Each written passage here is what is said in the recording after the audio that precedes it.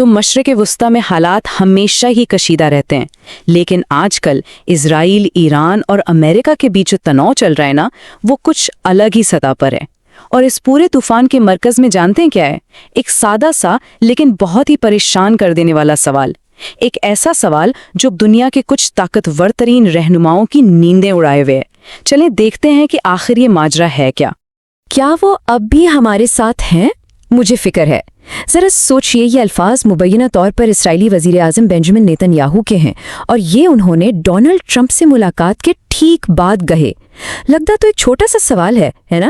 لیکن یہ اپنے اندر ایک اتحادی کے دل میں پیدا ہونے والی گہرے شک اور غیر یقینی کی پوری کہانی سموئے ہوئے ہے۔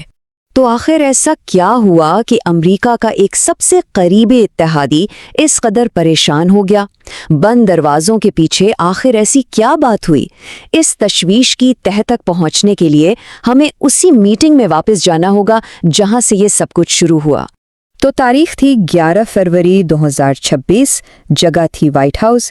نیتن یاہو اور ٹرمپ کی ایک بہت اہم میٹنگ ہوئی کیمروں سے دور، اور ذرائع کے مطابق اسی میٹنگ کے بعد اس اتحاد کی بنیادوں میں پہلی بار ایک دراڑ نظر آئی۔ اصل میں یہی وہ لمحہ تھا جب شک کا بیج بویا گیا۔ اچھا، تو اس پریشانی کی ایک بہت بڑی وجہ، شاید سب سے ٹھوس وجہ، ایران کی بڑھتی ہوئی فوجی طاقت ہے۔ اور یہ صرف کوئی سیاسی خدشہ نہیں ہے، یہ ایک حقیقی سامنے نظر آنے والا خطرہ ہے، میزائلوں اور ٹیکنالوجی کی شکل میں، جو سیدھا اسرائیل کے دروازے پر دستک دے رہا ہے۔ ذرا دیکھتے ہیں کہ یہ خطرہ آخر کتنا بڑا ہے۔ 5000۔ بس ایک لمحے کے لیے اس عدد کے بارے میں سوچئے۔ یہ وہ ہنسا ہے جو شاید اسرائیلی دفاعی منصوبہ سازوں کو رات کو ٹھیک سے سونے بھی نہیں دیتا ہوگا۔ یہ ایران کے بیلسٹک میزائلوں کے ذخیرے کا ایک تخمینہ ہے، ایک ایسا ذخیرہ جو پورے خطے کو اپنی لپیٹ میں لے سکتا ہے۔ اور بات صرف یہیں ختم نہیں ہوتی، یہ خطرہ اپنی جگہ رکا ہوا نہیں ہے، بلکہ یہ ہر گزرتے دن کے ساتھ بڑھ رہا ہے۔ ایران کی میزائل فیکٹریاں یوں سمجھیں کہ دن رات کام کر رہی ہیں، اور اندازہ یہ لگایا جا رہا ہے کہ 2027 کے آخر تک ان کے پاس کم از کم 5000 تباہ کن میزائل تیار ہوں گے۔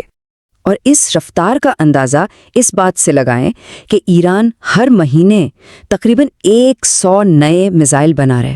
ہر مہینے یہ ایک ایسی دوڑ لگی ہوئی ہے جس میں ہر گزرتا مہینہ خطرے کو ایک اور سطح اوپر لے جاتا ہے۔ اور یہ صرف میزائل بنانے کی بات نہیں ہے، ایران کا پیغام بھی بالکل صاف اور واضح ہے۔ تہران کا موقف بالکل سیدھا ہے، اگر ہم پر حملہ ہوا تو جواب بہت سخت ہوگا۔ ہمارے میزائل اسرائیل تک پہنچ سکتے ہیں، اور ہاں، یہ میزائل پروگرام ہمارا حق ہے اور ہم اس سے پیچھے ہٹنے والے نہیں ہیں۔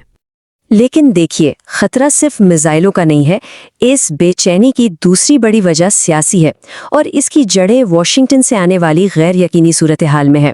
رپورٹس کے مطابق اسی میٹنگ کے دوران ڈونلڈ ٹرمپ نے ایک ایسا سوال پوچھا جس نے اسرائیلیوں کو کافی حیران کر دیا۔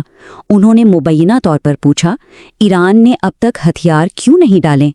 اب اسرائیلی حکام کے لیے اس طرح کا سوال ایک بہت بڑا اشارہ تھا کہ شاید وائٹ ہاؤس زمینی حقائق کو ویسے نہیں سمجھ رہا جیسے وہ خود سمجھتے ہیں۔ اور بس اسی سوچ کی وجہ سے اسرائیلی حلقوں میں یہ احساس گہرا ہو گیا کہ انہیں سمجھ ہی نہیں آ رہا کہ امریکہ ایران کے معاملے میں آخر کرنا کیا چاہتا ہے۔ اور یہیں سے ہم گھوم پھر کر واپس نیتن یاہو کے اسی پہلے سوال پر آ جاتے ہیں، کیا وہ اب بھی ہمارے ساتھ ہیں؟ تو اب یہ سب لوگ کہاں کھڑے ہیں؟ سیدھی سی بات ہے، ایک دو راہے پر۔ ایک راستہ مذاکرات کی میز کی طرف جاتا ہے، اور دوسرا سیدھا جنگ کے میدان کی طرف۔ پورے خطے کا مستقبل اب اسی بات پر منحصر ہے کہ کون سا راستہ چنا جاتا ہے۔ اور یہ کشمکش دو بالکل مختلف حقیقتوں کی طرح ایک ساتھ چل رہی ہے۔ ایک طرف تو امید کی ایک کرن نظر آتی ہے نا، جنیوا میں امریکہ ایران مذاکرات کی بات ہو رہی ہے، عمان بیچ بچاؤ کی کوشش کر رہا ہے، یہاں تک کہ ایران کو بھی حل کا ایک اچھا موقع نظر آ رہا ہے۔ لیکن پھر دوسری طرف تصویر بہت ہی سنگین ہے۔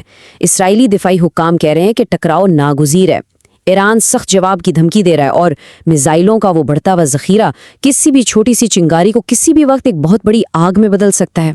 تو ایک طرف ہتھیاروں کی ایک نہ رکنے والی دوڑ ہے، اور دوسری طرف سفارتکاری کی ایک بہت ہی نازک سی کوشش، اور یہ دونوں ایک دوسرے سے ٹکرانے کے لیے آگے بڑھ رہے ہیں۔ اب اصل سوال صرف یہ نہیں ہے کہ ان میں سے جیتے گا کون، اصل سوال یہ ہے کہ کیا خطے کو ایک بڑی تباہی سے بچانے کے لیے وقت باقی بھی ہے یا نہیں۔